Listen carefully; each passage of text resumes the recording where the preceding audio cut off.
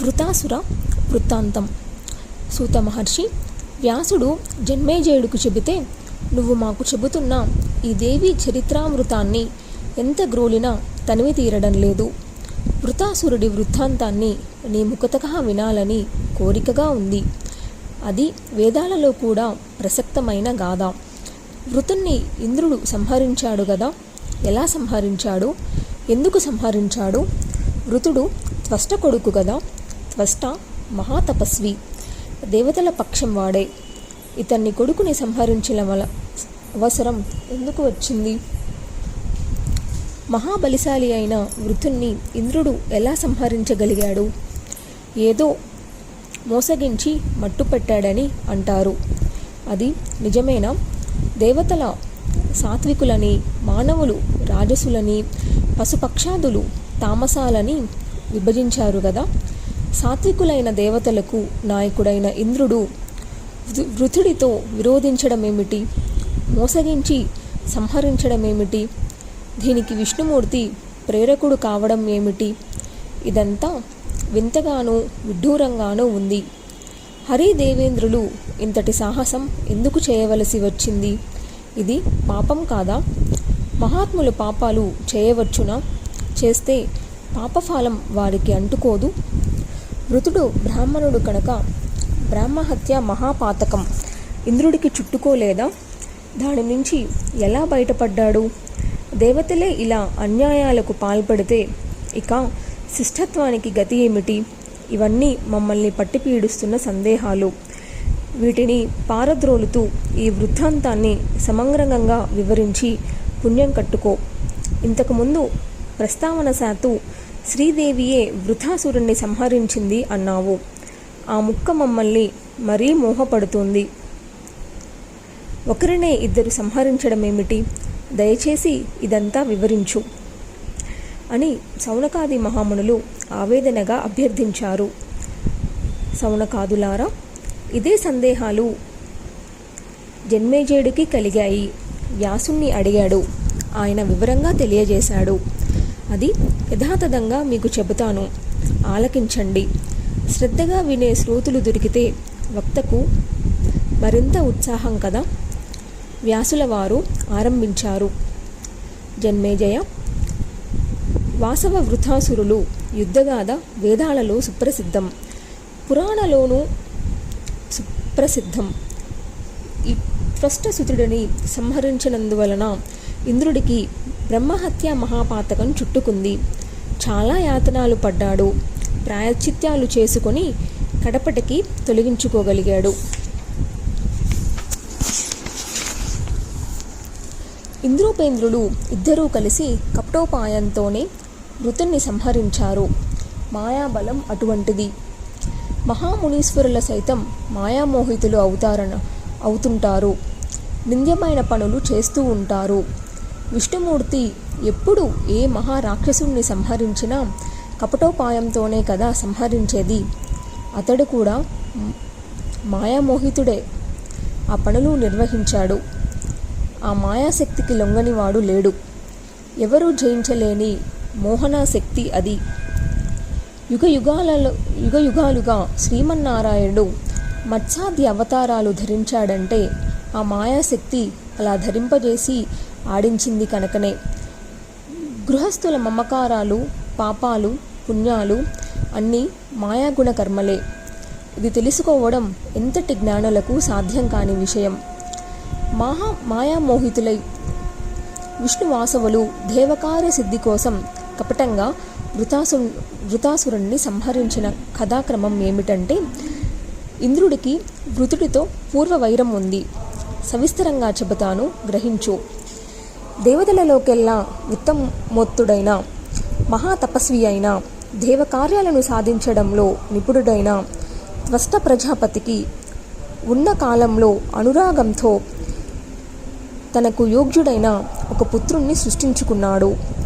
అతడు 3 తలలతో జన్మించాడు. త్రిశిరస్కుడు అతని పేరు. అతడికి విశ్వరూపుడు అని నామకరణం చేశాడు. అతడు పెరిగి పెద్దవాడయ్యాడు. రూపంలో చాలా అందగాడు. 3 తలలతో ఏకకాలంలో 3 పనులు చేసేవాడు.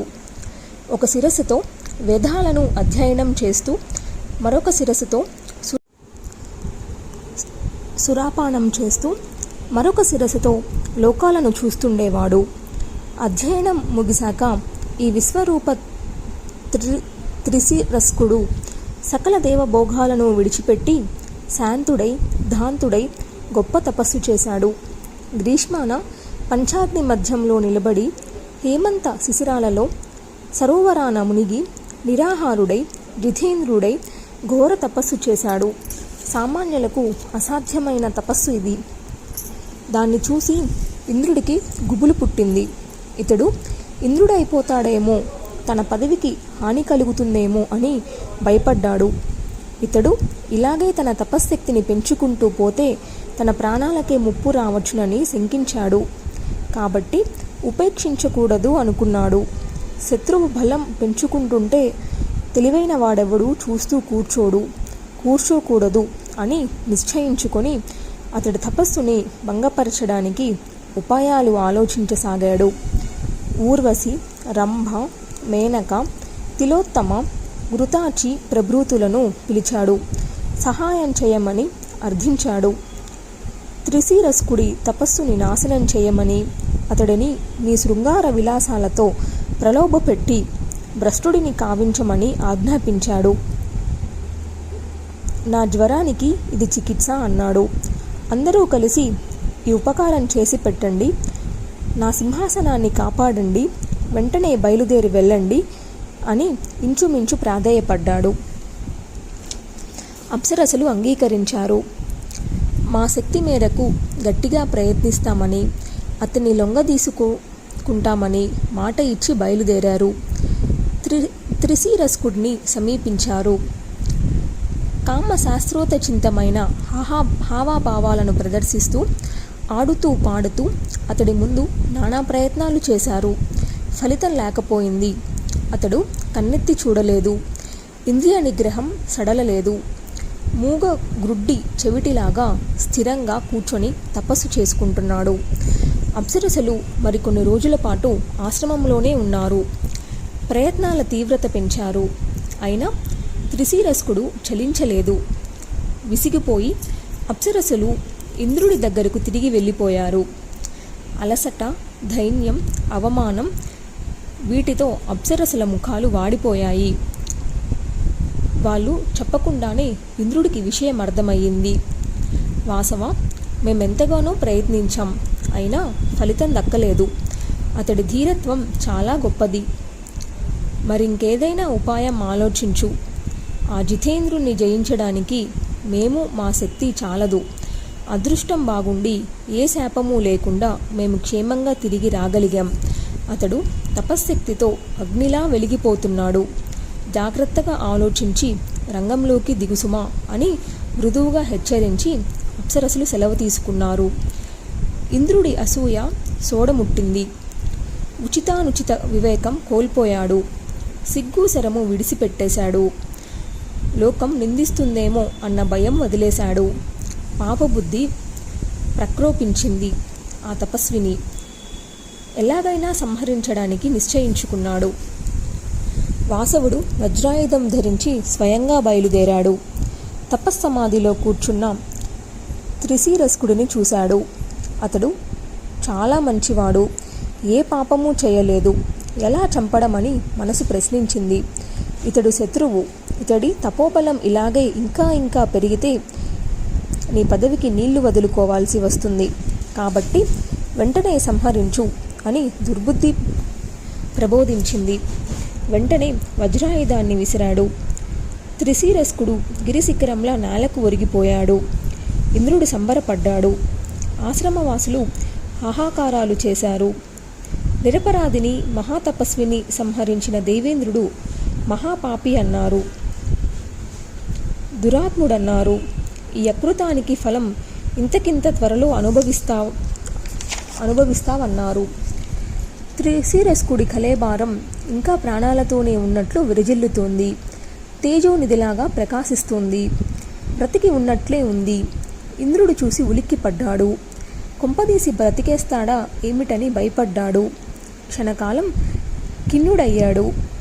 వెంటనే తేరుకొని తక్షుడనే సన్నిహితుడిని పిలిచాడు. తక్ష, వీడి శిరసులు ఖండించు. ఇంకా బతికున్నట్టే కనపడుతున్నాడు. బతకడానికి వీలు లేదు. వెంటనే ఖండించు అని ఆజ్ఞాపించాడు. తక్షుడు తిరస్కరించాడు. ఇంద్రుణ్ణి అసహ్యించుకున్నాడు. ఇంద్ర, ఈ మహాతపస్వి అద్భుతంగా ప్రకాశిస్తున్నాడు. నా గొడ్డలి ఖండించదు. ఈ పని నేను చెయ్యలేను. ఇది కుత్సితం, గర్హనీయం. నువ్వు చేసిన పనియే మహాదారుణం, అత్యంత నింద్యం. నాకు పాపభీతి ఉంది. పైగా చచ్చిన వాణ్ణి మళ్ళీ చంపమంటావేమిటి? శిరస్సులు ఖండించవలసిన అవసరం ఏముంది? అసలు నీ భయమేమిటో చెప్పు. తక్ష, వీడి శరీరం ఇంకా ప్రాణాలతో ఉన్నట్టు కనపడుతుంది. ముఖాలు చూడు ఎంత విషాదంగా ఉన్నాయో. జీవిస్తాడేమో అని నా భయం. వీడు నా శత్రువు. జీవించడానికి వీలు లేదు. వాసవ, నీకు సిగ్గనిపించడం లేదు? ఇంతటి క్రూర కర్మ చేశావు. ఋషిపుత్రుణ్ణి సంహరించావు. ఇంకా బ్రతికున్నాడేమో అని భయపడుతున్నావా? బ్రహ్మహత్య మహాపాతకం. అది చుట్టుకుంటుందేమోనని ఆలోచనలేమీ లేవా? ఆ భయం లేదా నీకు అని అన్నాడు. తక్ష, ప్రాయశ్చిత్తం చేసుకుంటాను. ఆ పాపాన్ని తొలగించుకుంటాను. దానికి భయపడవలసింది లేదు, తొందరపడవలసింది లేదు. ముందు వీడు పూర్తిగా చావాలి. వీడు నా శత్రువు. మగవన్, సరే, నీ ఇష్టం. నీకు మనస్సులో పదవిలోభం ఏదో ఉంది కనుక ఇటువంటి పాపకృత్యం చేశావు. నాకు ఇలాంటి ప్రయోజనం ఏమీ లేదు. అందుచేత నేను చెయ్యలేను. క్షమించు. తక్ష, నా మాట విను. నీకు లాభం ఉండేట్టు చేస్తాను. యజ్ఞాలలో నీకు శాశ్వతంగా భాగం కల్పిస్తాను. యజ్ఞ పశువుల శిరస్సులు నీకే దక్కేట్టు చేస్తాను. నాకు ఈ ఉపకారం చేసి పెట్టు. వీడి శిరస్సులు ఖండించు. నువ్వు ఈ ప్రియం నాకు చేస్తే నేను ఆ ప్రియం నీకు చేస్తాను. కాదనుకు. గొప్ప అవకాశం జారవిడుచుకోకు. ఈ ప్రబోకానికి తక్షకుడు లొంగిపోయాడు. సంబరపడ్డాడు. గండ్రగొడ్డలి తీసి 3 శిరస్సులు ఖండించి 3 వైపులకు విసిరేశాడు. ఆ శిరస్సులు పడిన ప్రదేశాల నుంచి పక్షులు వేల సంఖ్యలో ఆవిర్భవించాయి.